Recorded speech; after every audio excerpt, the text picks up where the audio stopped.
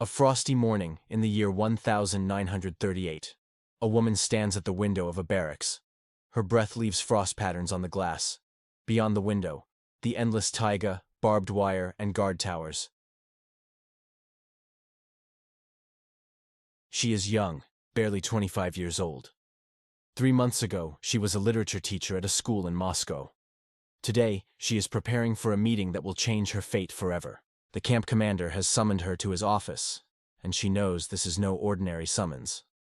Millions of human destinies pass through the GULAG system, including hundreds of thousands of women.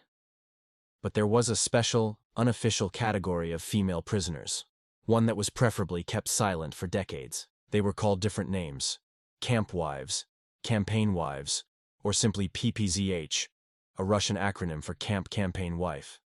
Behind these cynical abbreviations lay the tragedies of young women caught in the vice of the system, where beauty became both a curse and the only chance for survival. To understand the mechanism of what happened in the camps to young women, one must first understand the very structure of the camp system. The Gulag was a state within a state, with its own hierarchy, laws, and unwritten rules. At the top of this pyramid were the camp commanders, men with practically unlimited power over the life and death of thousands of prisoners. The camp commander lived in a separate house, often outside the camp zone. He had servants from among the prisoners, a personal cook, an orderly, his deputies, department heads, chief overseers. All these formed the camp aristocracy. These men spent months, and sometimes years, in isolated places, far from their families. The taiga, the tundra, the steppes of Kazakhstan. The geography of the Gulag covered the harshest and most desolate territories of the country. Women constituted about 15 to 20% of the total number of prisoners, but their distribution in the camps was uneven. In some camps, the women's zones were separated from the men's only symbolically, by a single strand of barbed wire that was easy to cross. In others, women were kept in separate camp points. But everywhere, absolutely everywhere, the same system of informal relations existed between the camp administration and the female prisoners. Official statistics never recorded these relationships. In documents, everything appeared decent. Prisoner so-and-so transferred to the position of secretary typist in the administration. Prisoner so-and-so appointed librarian in the cultural educational department. Prisoner so-and-so works in the medical unit. Behind these dry formulations hid a completely different reality. The selection began from the first days of the transport's arrival at the camp. The new arrivals were lined up on the parade ground to be assigned to barracks and brigades. The camp leadership, the brigadiers, the norm setters, all of them carefully examined the women, looking for young, attractive ones, those who stood out from the general mass of exhausted and frightened people. Varvara Anikieva, who went through the Magadan camps, recalled, "They lined us up in a row, like cattle at a fair. The camp commander walked along the row, stopped, examined, stopped in front of me, looked me in the eyes, and told the norm setter, 'This one to the office.'" Varvara was 19 years old. She had been convicted of anti-Soviet agitation. She had read forbidden poems to her friends. Beauty in the camp was a relative concept. After weeks or months on transport, hunger, cold, unsanitary conditions, few retained their attractiveness in the usual sense of the word. But youth, regular facial features, a figure, all this was visible even through the dirty quilted jacket and exhaustion. Origin also mattered. Former students, teachers, wives of enemies of the people, from intellectual families often became the target of the camp leadership's attention. Maria Yoff described this process thus: "They chose them like potatoes, bigger, smoother, cleaner. They looked at the hands. If they weren't calloused, it meant she came from the intelligentsia. At the teeth, if they were all in place, it meant she was young and healthy. At the figure, even under the quilted jacket, you could see who had kept their shape." There was a whole system of signals and hints. The woman could be summoned supposedly for document verification, for a discussion at the cultural educational department, for a medical checkup. Each such summons could mean the beginning of a new chapter in her camp fate. Some understood immediately what was happening. Others realized it gradually. Others hoped until the last moment that they were truly summoned for an official matter. A woman's fate in the camp was decided quickly and mercilessly. Those who were not selected for special functions were sent to general labor, logging, peat extraction, construction. The production quota was calculated for a healthy man, but it had to be met by everyone. A woman with an axe in her hands, knee-deep in a swamp, in 40-degree frost. This was a common image of daily life in the camp. Anna Larina, Nikolai Bukharin's widow, described the women's barracks in the Tomsk camp. 3-level bunks, on which 80 people were crowded. An unbreathable air, a mixture of smells from unwashed bodies, rotting straw, the slop bucket in the corner, constant noise, groans, shouts, curses, crying, and cold. A bone-chilling cold, from which not even the quilted jacket could save you. But there was another world, the world of the privileged. The women who came under the protection of the leadership were transferred to light work: the library, the office, the medical unit, the sewing workshop. These places were considered cushy. Getting there meant, first and foremost, surviving. Instead of the brigade barracks, a separate small room or a corner behind a curtain. Instead of slop, an extra ration, perhaps even with white bread and butter. Instead of the torn quilted jacket, more or less decent clothes. Everything had to be paid for, and the price was known in advance. Eugenia Ginsberg, in her memoirs, Journey into the Whirlwind, describes the moment she was offered to become the personal typist of the camp commander. He looked at me appraisingly, the way you look at an object you are about to acquire. He said he needed an educated person, that the work would not be hard, that he valued educated women. All this was said with such an intonation that it was impossible not to understand the true meaning. The mechanism was perfected down to the smallest detail. First, the transfer to light work, then an extra ration, maybe even a package from the camp store, then a summons to the office after hours, and finally, the direct proposal, which to refuse meant returning to general labor, and that, for many, was equivalent to a death sentence. The story of Olga Adamova Sliozberg is shocking in its banality in the context of camp life. Arrested in 1936 as the wife of an enemy of the people, she went through several camps. In Magadan, she was noticed by the head of the camp point, NKVD Major Sidorov. Olga was 32 years old. She was beautiful with that special beauty of an intellectual woman, which not even the camp conditions could destroy. He summoned me supposedly to type some documents, Olga recalled years later. The office was warm. On the table was a teapot, sandwiches with salami. I hadn't seen salami in over a year. He offered me tea, said I reminded him of his sister, who died during the Civil War. He talked a lot about literature, about music. I understood where all this was heading, but at that moment, I wanted only one thing: to eat and get warm. Olga became Sidorov's camp wife for 2 years. During this time, she gave birth to a child who was taken from her and sent to an orphanage. When Sidorov was transferred to another camp, Olga was immediately sent to logging. She survived by a miracle. Another story. Nina Gagin-Torn, an ethnographer, arrested in 1936. Young, educated, knowing several foreign languages, she immediately attracted the attention of the camp leadership. But Nina refused all proposals. The result: 7 years on the hardest labor, constant disciplinary cells, mockery. I saw what happens to those who accept, she wrote. They received temporary privileges, but they lost something much more important: themselves. And when the protector left or lost interest, their fate became even worse than it had been before. Maria Yoff told of her barrack mate, Katya, a 19-year-old student from Leningrad University. She was unusually beautiful, tall, slender, with gorgeous red hair. The head of the regime fell in love with her at first sight. Katya resisted for 2 weeks. In the 3rd week, she was sent to the disciplinary cell. She came out of there a different person. She accepted. She lived with him for half a year. Then he left, and she was handed over to his successor, as part of the camp inventory. The fate of Ekaterina Elitskaya, a revolutionary who had gone through Tsarist prisons, is particularly tragic. At 50 years old, she still retained traces of her former beauty. The commander of the Karaganda camp offered her to become a housekeeper in his home. She understood what that meant, but the alternative was death by exhaustion. I have lived 70 years. I fought for freedom, for human dignity, and here I am, in the position of a concubine. But I wanted to live. I wanted to live to see the moment when I could tell the truth about what is happening here. The system of coercion in the camps was thought out to the smallest detail.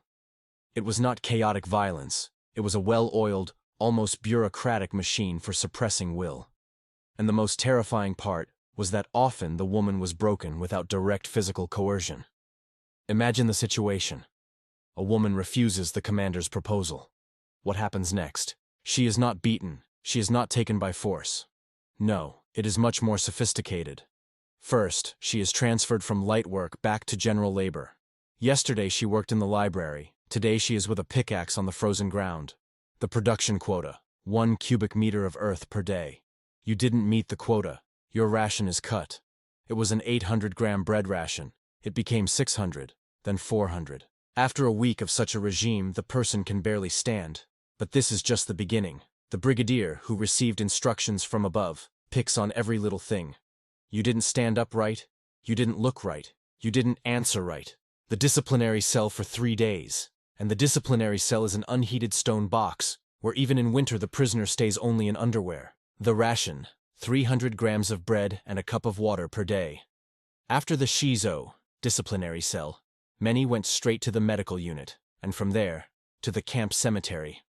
Alexandra Kollontai, a former revolutionary, who ended up in the camp in the late 30s, described this mechanism thus: "They didn't just break the body, they destroyed the soul. The woman who yesterday had proudly refused the humiliating proposal, a month later would come crawling on her knees, begging to be given any work in the warmth, any extra piece of bread. And when the same proposal was made to her again, she could no longer refuse." Particularly cruel was blackmail using loved ones. If a woman had relatives in the camp, a husband, brother, father, their fate became a bargaining chip. Tamara Petkovich recalled a case from the Vorkuta camp. In our barracks, there was a woman, Vera, who refused to become the mistress of the camp point commander. The next day, her husband, who was in the men's zone, was sent to the most dangerous work in the mine. A week later, there was an accident, a gallery collapse. The husband survived, but was left disabled. Vera gave in. More subtle methods of psychological pressure were also used. The woman could be summoned for interrogations, threatening her with new prison terms for anti-Soviet agitation among the prisoners. She could be promised a review of her case, early release, a meeting with relatives. In conditions of total isolation from the outside world, when a person hadn't received any news from loved ones for years, such promises acted like a drug. But even in this hell, there were those who resisted. And, amazingly, women often supported each other, despite the fact that the system was built to divide them, to make them compete for the crumbs of privilege. Nadezhda Surovtseva, a Ukrainian writer, organized a sort of secret mutual aid society in the women's barracks of the Kolyma camp. The women shared their last piece of bread with those who were punished for refusing to become someone's camp wife. They substituted for each other at work when someone was too weak. They created legends, stories about venereal diseases, tuberculosis, other illnesses that could scare off potential protectors. "We understood," Surovtseva wrote, "that each of us was balancing on a knife edge. Today, you help another to resist. Tomorrow she will help you." It wasn't just mutual aid. It was the preservation of human dignity, the last frontier we did not want to surrender. There were also cases of open protest.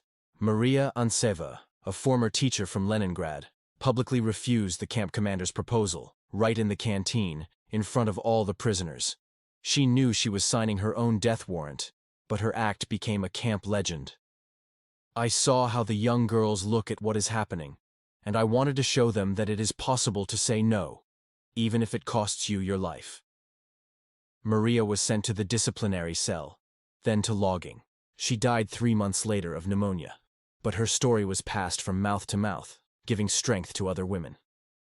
An interesting phenomenon is described by Eugenia Ginsburg. Sometimes, the camp wives themselves used their position to help the other women. They asked their protectors for extra rations, medicine, warm clothes, and secretly passed them to the women's barracks. They warned about upcoming searches, about who was going to be sent on transport. Some even managed to pass letters outside, bypassing the camp censorship. It was a strange paradox, Ginsburg reflected. The women whom many despised for the choice they made often did more for others than those who had preserved their purity. Because they understood, their sacrifice had to have a meaning. It had to help others survive. The most terrible page in the history of camp wives is the fate of the children. Children who were born from these forced unions. Children who became an instrument of blackmail. Children who paid for their mother's choice their whole lives. Imagine a young woman who finds out about her pregnancy in the camp, by a man she hates, by a man who holds her life in his hands. Abortions in the camps were officially forbidden, but they were performed clandestinely in monstrous conditions. Many women died from bleeding and infections. Those who decided to give birth knew the child would be taken away. The system for handling children in the Gulag was thought out with bureaucratic precision. There were special infant homes attached to the camps, where children were kept until the age of 3. Mothers were allowed to breastfeed, but only at fixed times, under escort. Imagine, a woman works at logging, and 2 times a day is taken under escort to feed her child. Frozen, exhausted, she puts the infant to her breast, knowing she has almost no milk, that the child is hungry. Antonina Nikiforova, who went through the Karaganda camp, told a story that freezes the blood in your veins. In our infant home, there were about 100 children. In the winter of 43, the heating was turned off. There was no coal. The nurses, also from among the prisoners, wrapped the children in everything they could find. But the infants died one after another. In the morning, we would come to feed them and find tiny frozen bodies. The mothers screamed like wounded animals, and the head of the infant home would say, "Stop crying, fewer mouths to feed." That winter, more than half of the children died. But even that wasn't the worst. The worst was the moment the child turned 3 years old. He was sent to an orphanage, often thousands of kilometers from the camp. The mother did not know where her child was taken, if he was still alive, if he still remembered her. This was the ultimate means of pressure. The threat of sending the child to the orphanage earlier than the term, or, conversely, the promise of extending the period of staying together. Elizaveta Drabkina, who arrived at the camp pregnant with the child of her enemy of the people husband, gave birth to her daughter already in detention. The head of the medical unit offered her a deal. She becomes his wife, and he will arrange the documents so the child stays with the mother until age 5. I looked at my little girl, at her tiny fingers, at her trusting eyes, and I understood. I have no choice. I will accept anything, just so she can be with me. But when the chief was transferred 1 year later, the new head of the medical unit did not recognize their agreement. The little girl was sent to the orphanage when she was 2 years and 3 months old. I searched for her for 20 years after my release. I found her. She did not want to meet me. Children born from camp marriages bore a special stigma. In their documents, there were often dashes in the father column or fictitious names.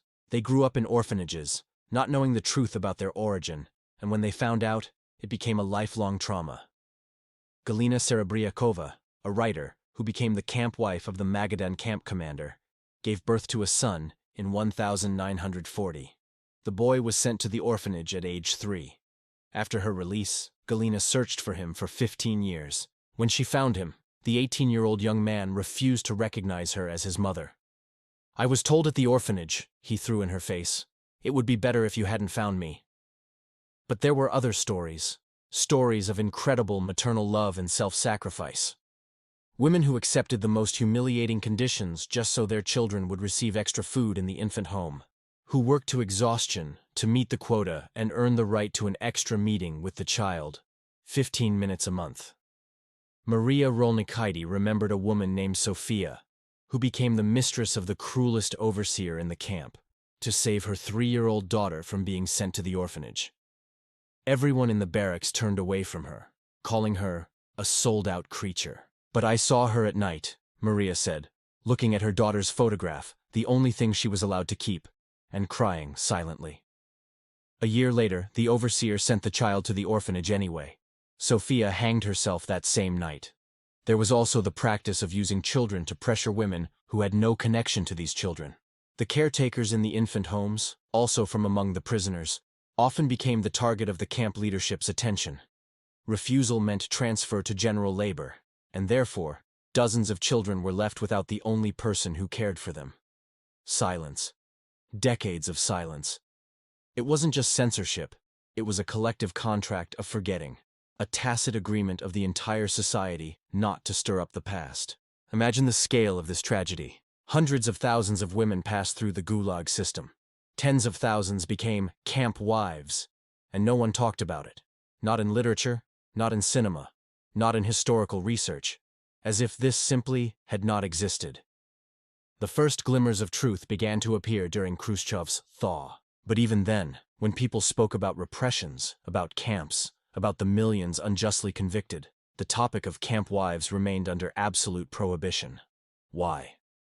The answer lies in the very nature of Soviet society, in its attitude towards the fate of women, towards issues of honor and dignity. Think about it. In a country where official propaganda glorified the Soviet woman as a builder of communism, as a model of moral purity and ideological devotion, the very existence of camp wives was an ideological catastrophe. How to explain that representatives of Soviet power, communists, NKVD collaborators used their position for... No, one couldn't even think about that, let alone say it out loud.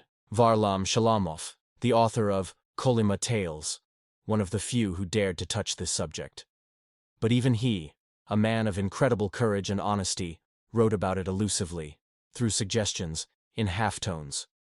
In the story, The Last Battle of Major Pugachev, there is an episode where a woman, a prisoner, is mentioned, living in the house of the camp commander. Just a few lines, but behind them lies an abyss of unexpressed pain, and the women continued to remain silent. Even during perestroika, when it seemed one could talk about anything. They were silent because, added to the state prohibition, was something much more frightening: public condemnation.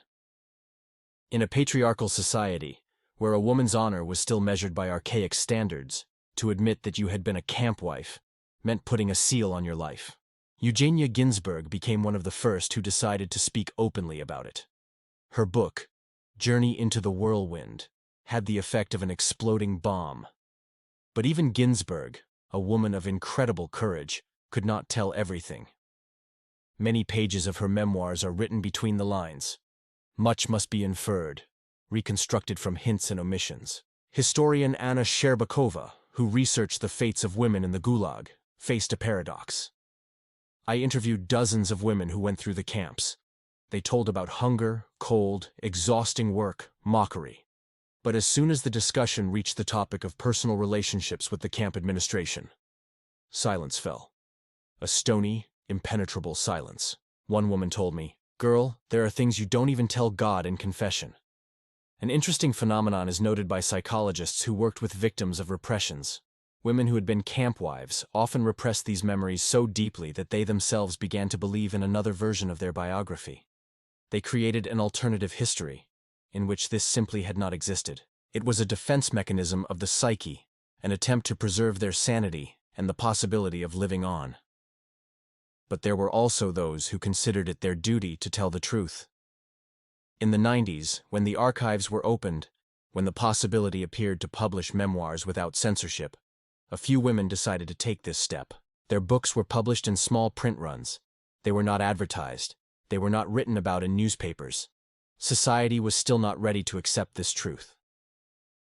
Olga Shatanovskaya, a member of the Party Control Committee under the CC of the CPSU, one of those who dealt with the rehabilitation of the repressed, wrote in her memoirs, "When we studied the documents from the camps, we found thousands of indirect pieces of evidence about what was happening to the women.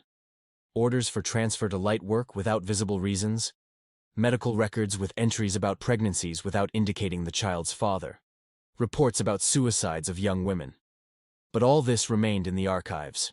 We rehabilitated people as political prisoners, but we could not rehabilitate their human dignity." Contemporary historians face enormous difficulties in studying this subject. Documents are almost non-existent. In official acts, such relationships were not recorded. Testimonies are few. Most eyewitnesses died without telling the truth. Crumbs remain, fragments of memories, accidental mentions in letters, rare photographs. Historian Irina Flige from the Memorial Society recounts, "We found in the archives of the NKVD Directorate in Magadan a curious document, a service note about the consumption of food products in the house of the camp commander. it mentions that products were issued for 4 people, although officially the commander lived alone. His family was in Moscow. In the reason column, there is a dash. But we know from other sources that during that period, 3 female prisoners lived with him: the cook, the maid, and the secretary. Do you understand what lies behind these job titles? More obvious evidence is also found in the archives. For example, a report by the Vorkuta camp commander from 1943 in which he requests the allocation of extra rations for the serving personnel from among the female prisoners who live outside the zone, or medical reports about pregnancy terminations in prisoners, with the note, "at the personal disposal of the camp commander." But the most terrible evidence is the children's documents.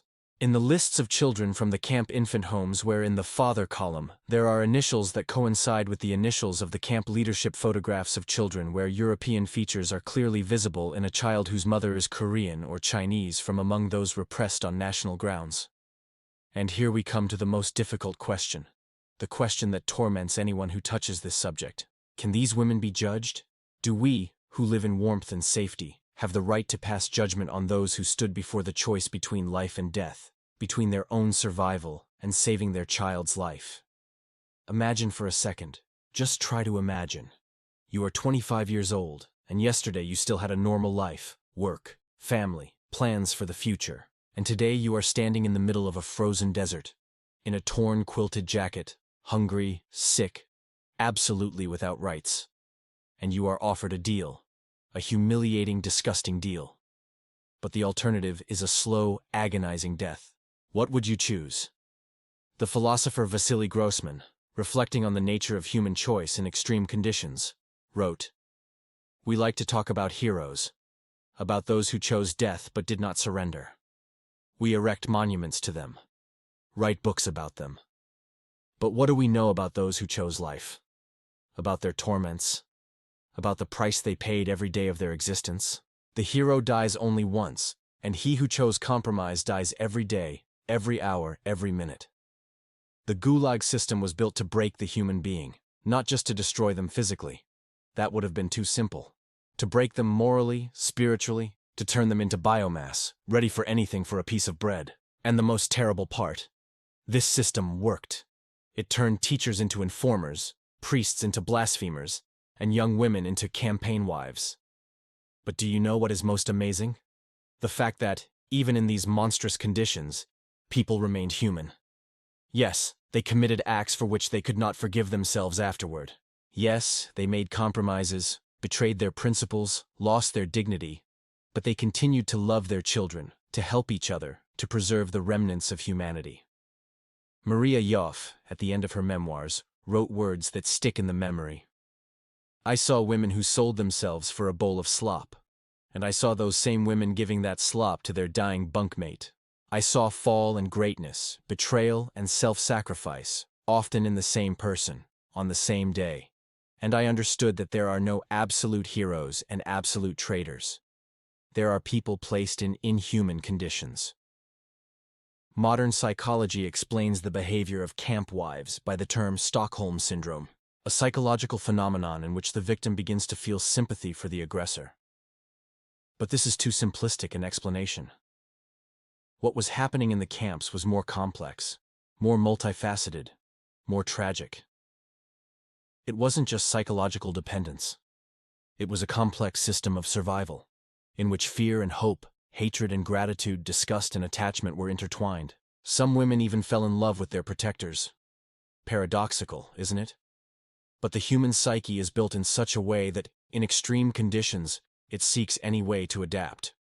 And sometimes, the only way to survive the unbearable reality becomes to reframe it. He is not a rapist, he is a savior. He is not an executioner, he is a protector. This psychological inversion allowed for the preservation of sanity. But there were other stories. Stories about women who used their position as camp wives to harm the system from within. They stole documents, transmitted information outside, helped prepare escapes, risking not just a return to general labor, but execution. They sabotaged the system in the only way accessible to them. Alexandra Kollontai recalled a woman named Vera, who became the mistress of the head of the regime department. Having access to documents, she forged release certificates, changed prison terms and personal files, destroyed compromising materials. When she was exposed at the interrogation, she said, "Yes, I slept with him, but every night in his bed saved someone's life. Wasn't my honor worth it?" The history of the Gulag is not just a history of political repressions. It is a history about what power is capable of when it has obtained absolute control over human lives. It is a warning for all future generations about what happens when man becomes a cog in the machine of state terror, when legal guarantees disappear, when violence becomes the norm. Today, when we talk about camp wives, we are not just talking about the past. We are talking about the nature of power and powerlessness, about the mechanisms of suppression and resistance, about the price of survival and the price of dignity. These questions have no statute of limitations. They are always relevant when man confronts a system that surpasses him in strength. In the world, there are still places where women are faced with a similar choice. Military conflicts, totalitarian regimes, criminal structures. Everywhere there is the absolute power of some over others, the same scheme is reproduced. And the experience of the women of the Gulag, their suffering and their courage, must serve as a reminder that human dignity is not a luxury of peaceful times, but a basic right of every human being. The last witnesses of that era are passing away. With each year, there are fewer and fewer who can tell the truth in the first person. But their memories remain, their testimonies, their pain transformed into words. And our duty is not to let these words disappear, not to let oblivion swallow this part of history, no matter how uncomfortable and painful it may be. Because forgetting is a betrayal not only of those women who went through the hell of the Gulag, but also a betrayal of ourselves, of our future. A people that does not remember its history is condemned to repeat its most terrible pages. When we talk about camp wives, we are not passing judgment, we are not justifying or condemning, we are simply remembering. We remember that behind every statistical unit, behind every line in an archival document, there is a human destiny. A woman who loved, dreamed, hoped, and who fell into the vice of the system that ground up millions of lives. Their stories are not just historical testimonies, but a warning, a reminder of the fragility of human civilization, of how easy it is to slide from a state of law to arbitrariness, from respect for human dignity to its total trampling, and about the fact that, even in the most inhuman conditions, man remains man, with all his weaknesses and all his greatness. The history of camp wives is a story about a choice that no one should have to make, about a price that no one should have to pay, and about the power of the human spirit, which even in hell seeks the path to light. May this history remain in the past, but may its memory live on, as a vaccine against evil, as a protective charter for humanity.